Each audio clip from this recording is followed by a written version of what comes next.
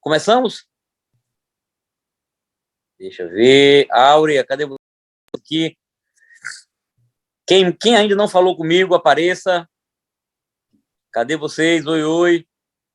Thalita, Mirella, Luana, Breno. Mário, cadê você, Mário? Vanberto. Bom dia, Bruno. Tô aqui. Hoje eu Tudo vou bem, com a meu câmera amigo? desligada. Bem-vindo. Obrigado. Liga a câmera, rapaz, para aparecer. Hoje dá não, professor. Bora, deixa ele... André apareceu. André consertou ali o notebook, tá? Bem-vindo, André. Consertei, professor. Vende ouvindo bem, meu amigo? Tudo certo? Então vamos nós. Pessoal, nós no nosso Cuidado para não pegar no sono, como eu peguei a semana passada. Seu Gedilante, sua sorte, meu amigo, é que eu não estou mais gravando a aula. Nos tempos antigos, porque o Class, ele... Alguém gravou? Quem gravou? Ah, você só printou, né, Daniel?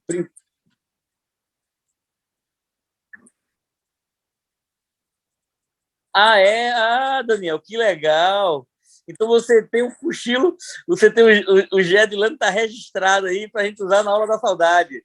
Manda essas aulas para mim, Daniel, que eu quero assistir. Eita, já tá. Vamos salvar que esse daí é um dos vídeos preferenciais para a gente, pelo menos, mencionar na aula da saudade. Quando fizer um mosaico aí dos grandes fatos da turma, vai aparecer uma ressonância, uma bela ressonância cochilória de seu Gedilante. E o pior, meu amigo, era o meu esforço para ele acordar, viu? Eu tentei assim umas 3 ou 4 vezes. Eu estava cansado demais. Não, eu tentei umas 3 ou 4 vezes, aí vi que não teve acordo, aí deixei o senhor dormir. O erro do seu Gedilante foi ter deitado na poltrona. Se ele tivesse ficado sentado lá na cadeira da cozinha dele, ele... Aí ele foi para a poltrona, ele ficou deitado. Eu sozinho em casa, a mulher foi para São Paulo, o menino dando aula. O senhor não dormiu direito, passou a madrugada acordado aí, com saudade antecipada da patroa, aí foi assistir a aula numa poltrona muito gostosa. Aí pronto. Aí é uma conta que não fecha, meu amigo. Se tivéssemos na sala ao vivo, era fácil. Eu ia lhe cutucar pessoalmente, dava aqui no cantinho da costela, o senhor dava um pulo. Mas de longe, bora, pessoal, quem acorda seu Gedilante? Essa é quando eu fui assistir a reunião da maçonaria, eu estou em Solânia, aí tinha um velhinho mais velho que eu na minha frente, né? Aí o velho pegou no sono, eu me lembrei, digo, pai, não é aula de direito constitucional, não, mas todo mundo deu risada. Eu tenho um fato 1000 vezes mais inusitado do que esse. Cochilos ao vivo, eu já tive essa experiência, até na aula presencial algumas vezes, principalmente com aluno militar, o cara que tira plantão noturno, o cara que está em turno de revezamento. Uma vez da PF estava no plantão não sei quanto tempo, não sei o que, dá um cochilo. Aqui ali acontece, um enfermeiro, já tem aluno médico, enfermeiro, policial, fiscal, de tudo que é tipo, né? Então, vocês sabem que direito é o curso mais feito como segunda opção de todos, né? Nenhum tem uma incidência tão grande de pessoas já graduadas voltando a estudar com direito. Assim, a gente é disparado na frente mesmo, exatamente pela utilidade que o curso tem para tudo que é área, né? Então, acaba tendo uma abordagem... Eu fui professor da Universidade Estadual, me aposentei. Isso. Como segundo curso, nós somos o primeiro disparado, assim, não tem concorrência, não. É o curso que mais tem gente de outras áreas fazendo é direito, porque serve realmente para todos e dá uma espécie de manual de funcionamento da sociedade, né? Então, já vi aqui de todo tipo de gente. Mas um fato inusitado que eu tive 1000 vezes maior do que um aluno eventualmente cochilar, foi uma vez que na minha turma, eu não vou dizer o milagre, não, vocês não chegarem ao pecador, né? Que durante a aula presencial, viu? Não havia nem essa história de AD, nem de aula online, nada disso. Durante a aula presencial, o professor cochilou. Parou, virou e cochilou. Aí ele estava cansado mesmo, porque o cara professor ou professora no meio da conversa, professor ou professora, copiou um negócio do quadro, ainda se usava muito quadro, de giz, tal, baixou a cabeça no birozinho ali, cochilou. Todo mundo ficou assim, sem saber o que fazer. Meu Deus, a gente acorda, não acorda? O que a gente faz aqui com essa... É 1000 vezes pior. Vamos lá, todo mundo pronto? Beleza. Bom dia, bem-vindos, bem-vindas. No nosso último encontro, nós estávamos falando de inviolabilidade de domicílio, inviolabilidade dos sigilos, CPI, etc. E eu deixei pontuado aqui que nós iríamos retomar o tema da propriedade privada e depois entrar nos remédios constitucionais. Foi isso ou não? Foi isso sim, não foi? Todo mundo lembrando? Isso. Pronto, muito bem. Então, em relação ao direito de propriedade, tem alguns pontos que a gente precisa destacar, tá? Vamos lá. Primeira coisa, o direito de propriedade é um direito fundamental? Sim ou não? Todo mundo no chat rápido aqui, bora. Direito de propriedade é um direito fundamental, sim ou não? O chat aqui está mais escondido, né? Tá, eu abri o meu. Tranquilo, tranquilo. Eu estou com o chat aberto, pessoal. Quando eu abro o chat, a imagem continua ou some? Estão me vendo normal? Pronto, beleza. Sim. Beleza. Todo mundo já respondeu aqui quem falou que é um direito fundamental. Então, eu passo a próxima pergunta. Se sim, né? E aí tem muita gente já dizendo que sim, é um direito fundamental de que geração ou dimensão? Primeira, segunda ou terceira? Muito bem, primeira. Por que a propriedade estaria na primeira? Porque ela implica muito mais em um não fazer estatal, no sentido de limitar a penetração do Estado sobre a esfera individual, sobre a liberdade individual e, portanto, também o patrimônio de alguém, né? O Estado tem na propriedade privada um limite para a sua atuação. Mas esse direito fundamental, assim como os demais, não é, apesar do seu caráter limitador da penetração estatal e libertário e de prestação negativa, não é uma prerrogativa ilimitada. E aí a gente vai encontrar alguns mecanismos limitadores do direito de propriedade, ou hipóteses nas quais esse direito de propriedade cede, em certa medida, a interesses públicos, a atendimento de demanda de necessidade, utilidade pública ou interesse social, e a sua função social precisa ser respeitada, não é? É o tema do direito de propriedade que a gente começa a tratar agora. Então, primeira ideia é um direito fundamental, sim. Se fôssemos enquadrá-lo, o colocaríamos como um direito fundamental de primeira geração, porque seu núcleo impõe muito mais um não fazer, uma prestação abstenção do Estado, portanto, um direito de respeito, né, estatal, um limite, e não tem caráter ilimitado, tá? Estou destacando esse ponto porque eu acho que talvez alguns aqui até estejam lembrando da propriedade lá no direito romano. A gente costuma aprender no direito romano que o dominus tem poderes absolutos sobre a res, sobre a coisa, não é?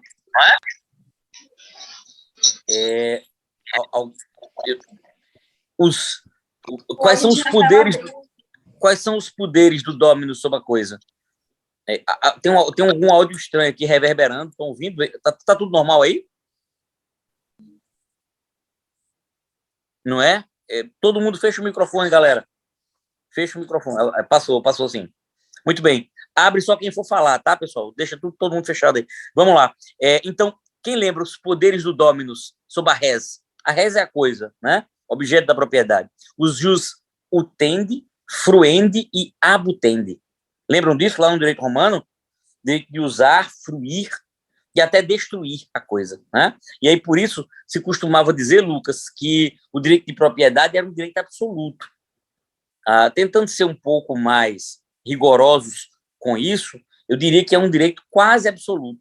Nem na sua gênese, nem no direito romano, o direito de propriedade era assim tão absoluto. E aí eu posso citar 2 exemplos para fundamentar, Monique, a existência já de limites, ainda que limites incipientes, mas limites, a extensão dos poderes do dominus desde o direito romano. Apesar de ele poder usar, fruir, até destruir a coisa. E os utendi, fruendi e abutendi, né?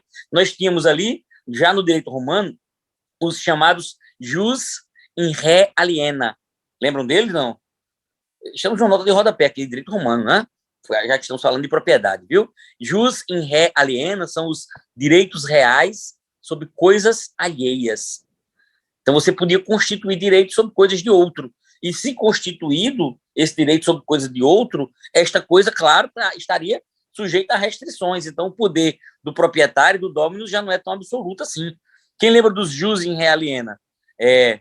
Hipoteca, penhor, anticrese, direitos reais de passagem e servidões. Não é? São institutos que já remontam ao direito romano.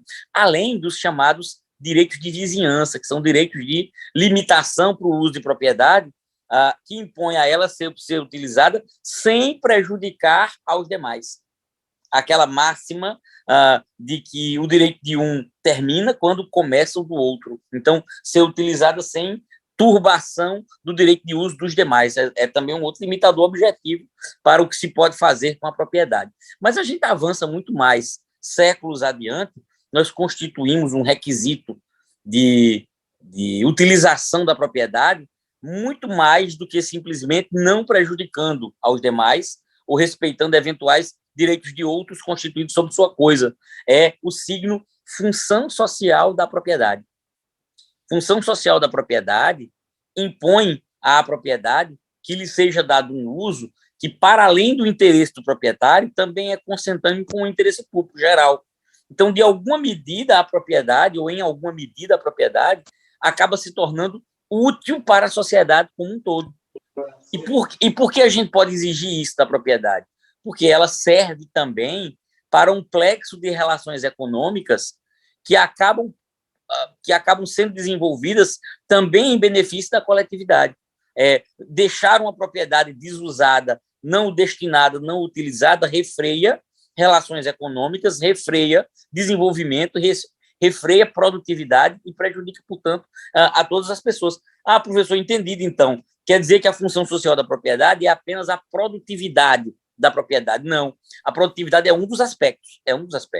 Na nossa Constituição, apesar do signo função social da propriedade ser aberto, portanto, vago, abstrato, bastante indeterminado, Raquel, tem um elevado grau de abstração, a gente tem um critério que busca objetivizar um pouco mais o conceito de função social. A Constituição, Monique, coloca a função social da propriedade rural e a função social da propriedade urbana. Fala das duas. Separa a propriedade urbana e rural, para indicar o que é atender à função social. Em relação à propriedade urbana, se diz que ela atende à função social quando ela é utilizada de conformidade com as exigências do plano diretor. Quem quiser copiar, coloca aí. Função social, propriedade urbana. Propriedade urbana, né? No ambiente urbano das cidades. Então, requisito para que atenda à função social, ser utilizada respeitando as exigências do plano diretor. Quem é o plano diretor, pessoal? Nota de rodapé de novo aqui. Né? Quem é o plano diretor? É uma lei municipal que organiza a ocupação do espaço territorial urbano, que faz o zoneamento urbano da cidade, que estabelece limites de distanciamento entre uma edificação e outra, larguras das ruas, destinação de áreas dentro da cidade para atividades industriais, comerciais, etc. Distanciamento mínimo entre um tipo de atividade e outro, quando for necessário, por razão de segurança, fazer isso. Então, organiza a ocupação do espaço territorial urbano. Se a propriedade urbana não for utilizada de conformidade com as exigências do plano diretor, ela não está atendendo à função social. E a propriedade rural, a Constituição coloca uma sequência de requisitos cumulativos, tá? Bote aí, propriedade rural. Oi. Urbana. Coloque aí, Daniel. Coloque aí. Função social da propriedade urbana. Atende a função social, a propriedade urbana, quando é utilizada conforme as exigências do plano diretor. Utilizada atendendo às exigências do plano diretor. Tranquilo? Já a propriedade rural tem requisitos cumulativamente postos. Se fala assim, bote aí, primeira, propriedade rural agora, tá? Então a gente sai do ambiente urbano e vai para o ambiente rural. Propriedade rural. E adequado dos recursos naturais. Primeiro, aproveitamento racional e adequado dos recursos naturais.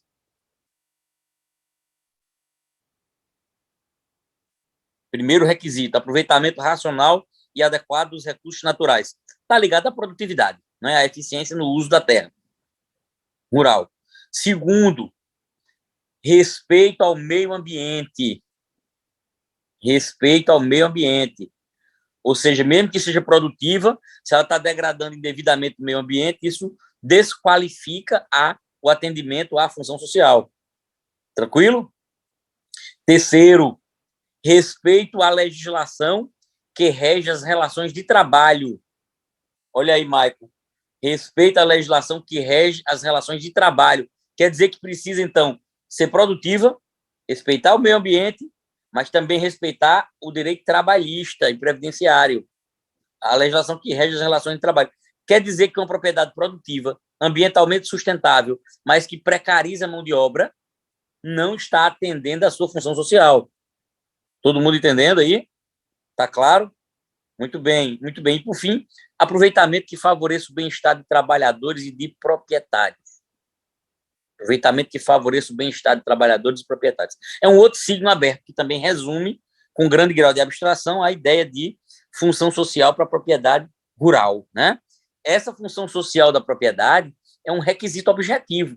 A propriedade precisa atender a sua função social, tá? Aí a pergunta, então, natural é: e o que acontece, professor, quando não atender? A que uma propriedade privada está sujeita quando não atender a função social? Essa é a pergunta, né? Ó, chegou um aviso para mim aqui que daqui a pouco vai acabar o tempo, tá? Então, quando acabar, vocês já fiquem espertos que a ligação aqui cai de maneira bem abrupta, mas eu já gero um outro link e a gente prossegue, tá bom? Olha no grupo lá e entra de novo. Então, qual é a consequência para uma propriedade que não atende à função social?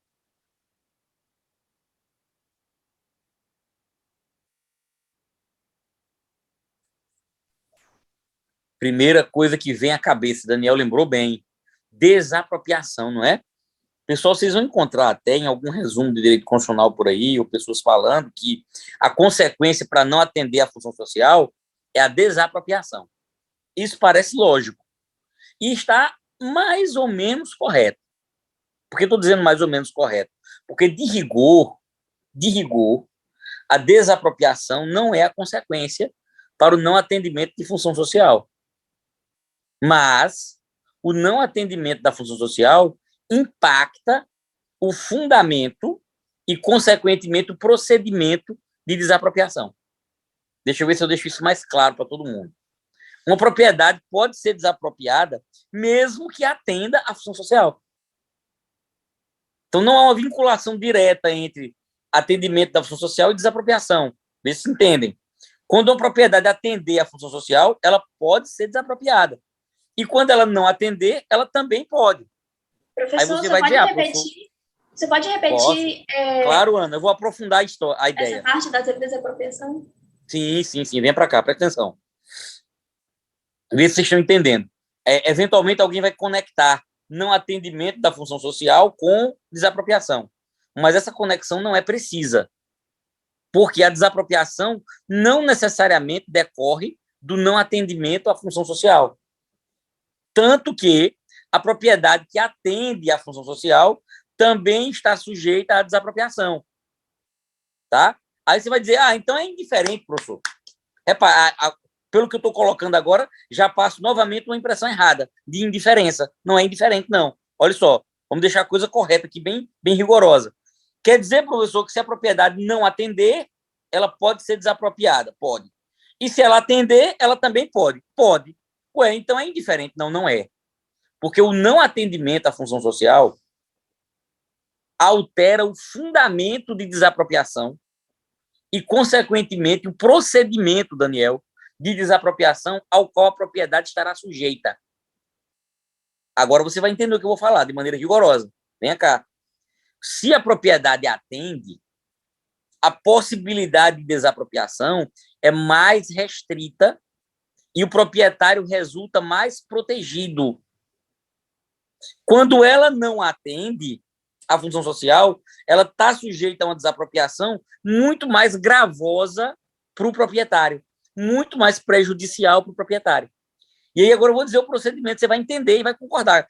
Quero crer que vai concordar com isso. Quer ver? Quando a propriedade atende à função social, se ela atende, então ela é produtiva, ela respeita o meio ambiente, ela respeita a legislação trabalhista, se ela está no ambiente urbano, ela está utilizada de conformidade com as exigências do plano diretor, não prejudica a cidade em nada. Professor, então essa propriedade está tudo correto com ela. Como é que ela pode ser desapropriada? Pode, porque prevalece o interesse público sobre o interesse privado. A construir uma ponte, uma rodovia. Mesmo com o atendimento da função social. Mas aí essa desapropriação é excepcional. Só poderá ocorrer, Lucas, por interesse, necessidade ou utilidade social. Interesse, necessidade ou utilidade social. Esse precisará ser o fundamento. Uma espécie de premência daquela propriedade para a sociedade, que justificaria a desapropriação. Tranquilo? E aí essa desapropriação só poderá ser processada mediante prévia e justa indenização em dinheiro. Anotem aí, isso é importante anotar. Prévia e justa indenização em dinheiro. Vamos exemplificar. Lucas tem uma fazenda produtiva normal, que respeita o meio ambiente, que tem empregados que têm seus direitos trabalhistas normalmente respeitados, está tudo regular, atende à função social. Beleza. Mas essa propriedade é nas margens da BR. E o poder público precisa duplicar a rodovia. Duplica a rodovia ou vai ficar a rodovia estreita o resto da vida para respeitar o pedaço da propriedade de Lucas? O interesse de duplicar uma rodovia justifica uma desapropriação parcial da propriedade para viabilizar a realização dessa obra, ainda que impacte uma propriedade que atende à função social. Todo mundo entendendo? Mas uma desapropriação dessa terá que ser mediante prévia. Prévia quer dizer o quê? Antes. E justa indenização em dinheiro. Ou seja, para o poder público dispor dessa propriedade, terá que avaliar e pagar o valor em dinheiro correspondente ao que ele está desapropriando. Seu Gedilano tem uma propriedade urbana que atende a função social, normal, tudo correto. Mas a cidade precisa expandir a sua rede de abastecimento de água. E pela situação topográfica do território do município, o melhor lugar para fazer uma estação elevatória, uma caixa d'água, um centro de distribuição, etc., de água, que vai atender a 3 bairros inteiros da cidade, é a terra de Gedilano. Se não desapropriar, vai ser uma dificuldade absurda para levar água para 30 mil pessoas. Desapropria ou não? Não pode, porque a propriedade dele atende à função social. Prevalência do interesse público sobre o interesse privado. Mas, para desapropriar, vai ter que avaliar e indenizá-lo pagando de modo prévio e em dinheiro. Entenderam a ideia? Está claro ou não? Então, quando a propriedade atender à função social, ela também está sujeita à desapropriação, mas por um procedimento menos gravoso para o proprietário. Porque o fundamento terá que ser excepcional de interesse, necessidade ou utilidade social. Já se ela não atender à função social, aí vocês vão ver agora como o procedimento é pior. Alguns chamam até de desapropriação sanção. Eu não sei se era Lucas que estava querendo copiar, anote aí. Desapropriação sanção. Tá? É a desapropriação a qual a propriedade que não está sujeita, que não está atendendo à função social, está sujeita. Desapropriação, sanção. O termo sanção vai lhe ajudar a lembrar, né? Está sancionando o quê? Sancionar é o quê, pessoal? Sanção é o quê? Palavra curta para sanção, diga. Punir ou responsabilizar. Perfeito. Sanção é punição, não é? Existem também as chamadas sanções positivas, que é uma consequência positiva. Então, rigorosamente, sanção é consequência, tá? Mas, em geral, no direito se usa sanção de maneira punitiva. Por isso a gente fala de norma penal sancionatória, né? Tem uma conduta que o Estado não quer que você pratique e ele estabelece uma sanção para gerar sobre você desestímulo, não é? E, ao mesmo tempo, também para, eventualmente, lhe castigar, distribuindo justiça e desestimulando a sociedade inteira, né? dando um sentimento de controle, de justiça, porque há uma consequência negativa. Então, desapropriação, sanção, é a desapropriação aplicável a propriedades que não atendam à função social, tá? No ambiente rural, olha a diferença. Ela será desapropriada para fins de reforma agrária. A propriedade rural que não atende à sua função social está sujeita à desapropriação para fins de reforma agrária, tá? E aí o procedimento, professor, olha como complica. Será indenizada mediante indenização, já não se fala mais de justa e prévia, justa indenização, em títulos da dívida agrária. Títulos da dívida agrária são espécie do gênero títulos da dívida pública. É uma espécie de título de crédito lançado pelo poder público, representativo de um valor, que a pessoa terá que resgatar junto ao poder público. Tá? Títulos da dívida agrária. Anota aí a pior parte. Resgatáveis num prazo de até 20 anos, a partir do segundo ano de sua emissão.